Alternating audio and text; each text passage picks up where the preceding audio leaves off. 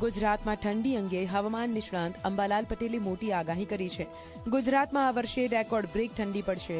છેલ્લા 30 વર્ષની ઠંડીના રેકોર્ડ તૂટવાની શક્યતા વ્યક્ત કરી છે।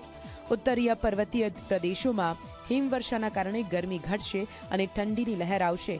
ઉત્તર ગુજરાતના ભાગોમાં આજથી ન્યૂનતમ તાપમાન 18 ડિગ્રી સેલ્સિયસ થઈ શકે છે, તો અરબ સાગરમાં 19 થી 22 નવેમ્બર દરમિયાન લો પ્રેશર સર્જાશે અને આ લો પ્રેશર ગુજરાત તરફ આવશે તો માવઠું આવી શકે છે અને આ માવઠું છેક એપ્રિલ સુધી જોવા મળશે।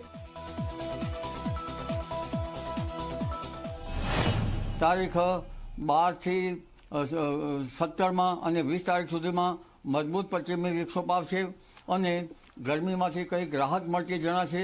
15 નવેમ્બર બાદ ગરમીમાં કંઈક અંશે રાહત થતી જણાશે।